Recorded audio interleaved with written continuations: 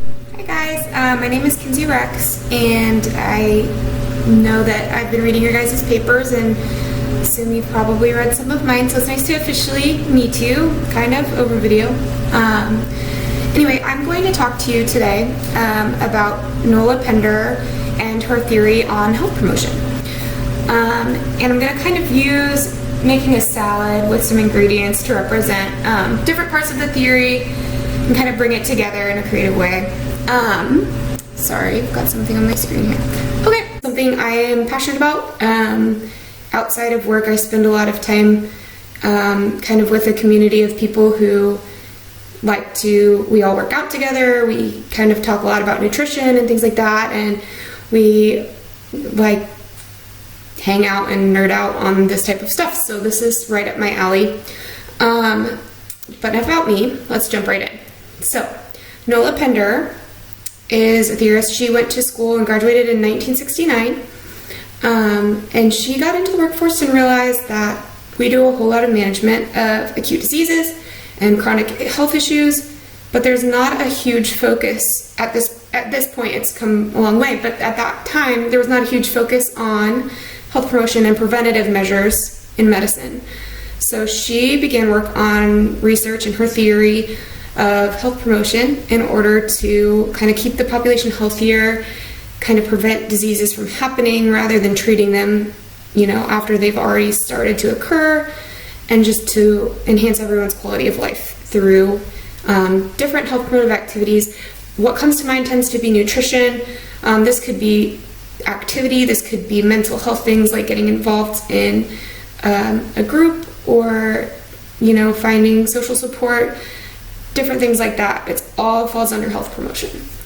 I'm going to kind of focus on the nutrition side just because that's easier for me to wrap my head around, and I'm going to exemplify this theory by making a salad, and I'm going to use the different ingredients as kind of representative of the different aspects of Nola's theory. So Nola Pender has in her model, and I'm going to put up slides, so I couldn't figure out how to superimpose onto this, but bear with me. I'm working off of this model.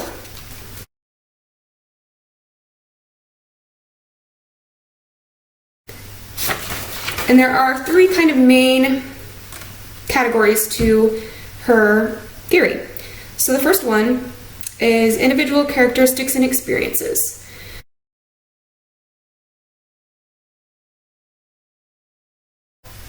She's got two kind of main areas to that. There's the prior related behavior and personal factors. These include things like biology, psychology, and sociocultural influences on people. So, to represent our prior related behavior, I used kale. I have found from prior experience that kale is more filling for me. I think it does a better job keeping me full for longer. Your body takes a little bit longer to process dense foods like kale that are a little bit more nutrient filled, and so you tend to stay fuller for longer and it keeps you from overeating. So that's my prior experience with kale. As far as personal factors, we've got biological, psychological, and sociocultural. So for this, I'm using Brussels sprouts, shaved Brussels sprouts that are already mixed in here. As my biological, I just really prefer them the way my taste buds are biologically programmed. That's something I like. Psychologically, I know that I feel better when I eat clean, and I can feel good about what I've made, and I tend to meal prep ahead of time for work because it keeps me sane, and for some odd reason it makes me feel better when I go to work with 3 days of food all packed and ready to go.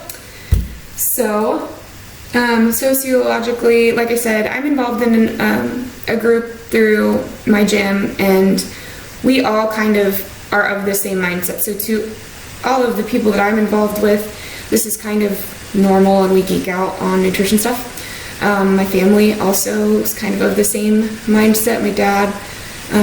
My mom and dad really have made a huge push and change in their health recently since my dad was diagnosed with chronic hypertension, and they've been really pushing for some healthy foods. And so socioculturally, I'm surrounded by people that kind of are all of the same mindset with food, and we try and eat a little bit healthier and enjoy what we're eating. So next main category of the three, so this is the second, is going to be behavior-specific cognition and affect. That is a mouthful. So to represent this, I've got some toppings. Make my salad a little bit more interesting. So we've got two things. So from our prior related behaviors, we've got perceived benefits of action, perceived barriers to action, perceived self-efficacy, which is kind of what you think you're capable of and how you feel about making changes, and activity-related affect.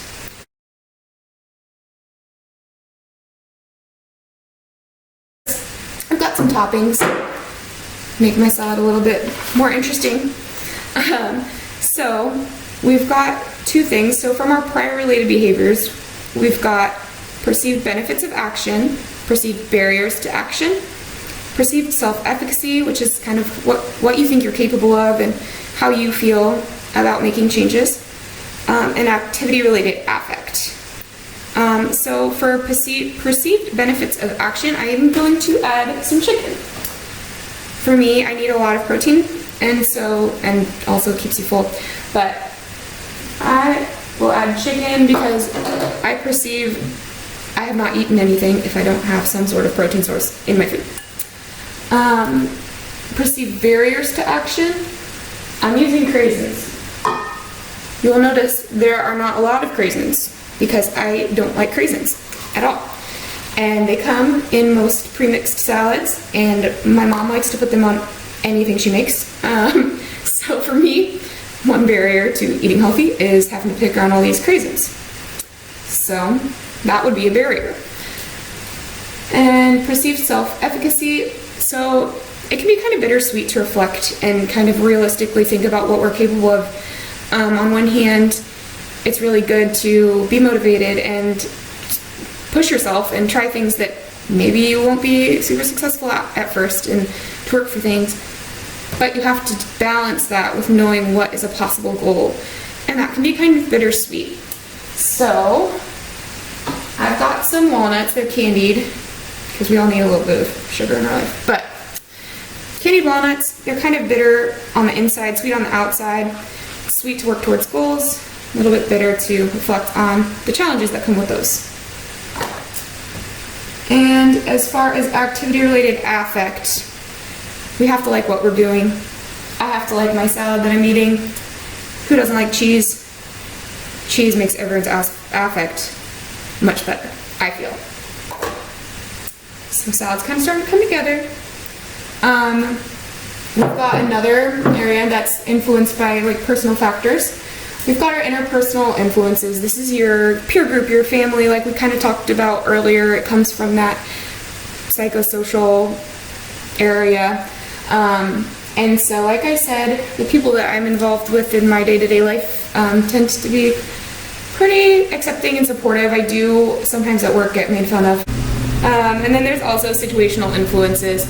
So this could be something like I've made my salad and my dog runs out the door and I have to go chase her down, and then I'm late to work and I forget my salad and now I have to order food at work, and that's a situational barrier. Things like that. There could be the opposite. It could be you start, hanging around in a group of people and they're all pretty gung-ho about this whole health business, and situationally you change just by being around them. So, moving into our third major topic, behavioral outcome. So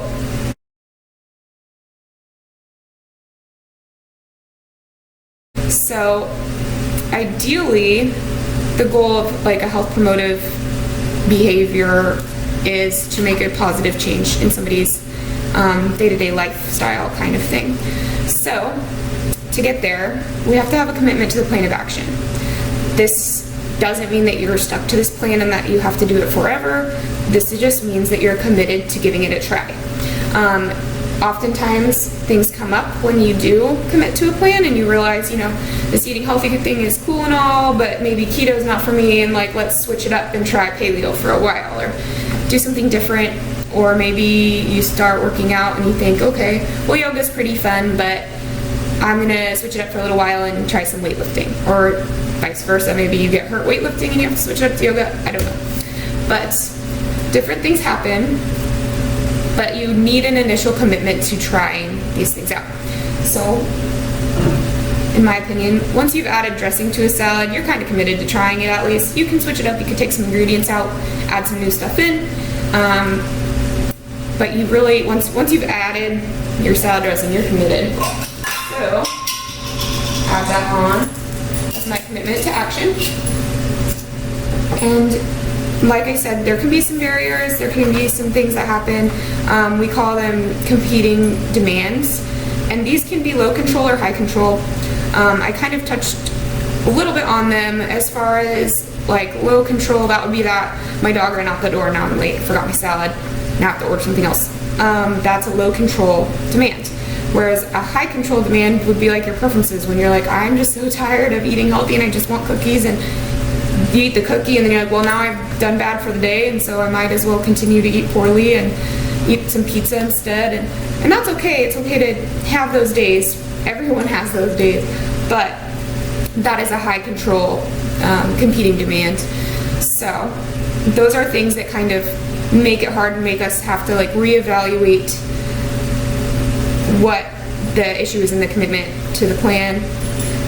Ideally, you kind of figure out what works, you kind of tailor to your taste what, you know, activity, or whether it's getting out there and meeting people, whatever the change that you're aiming for, you find out what works for you, and hopefully that results in that changing behavior.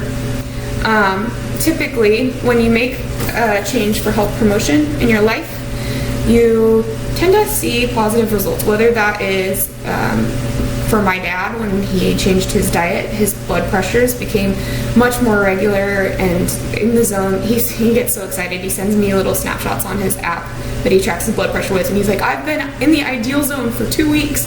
And so that is an example of positive feedback that he gets from the change that he made. And that creates a positive feedback loop, which then encourages someone to further make changes that could even further better their health. So say that you find you've gotten stronger, you're working out, you like it, you find something that you like to do, then you want to get a little bit better. So you spend a little bit more time in the gym, or you better your diet to make changes for that. So the positive feedback kind of creates the cycle starting over and making more changes. So ideally, as far as we go with our patients, we want them to be encouraged, and we want them to know and see that there are real changes going on for all the hard work that they're doing. And even if they are small changes, they are good things, and that by making the choices that they have, that things are getting better. So that is kind of a rundown of the health promotion theory by Nola Pender. I hope you guys have enjoyed it, and I'm gonna go enjoy my salad. So have a good night, ladies.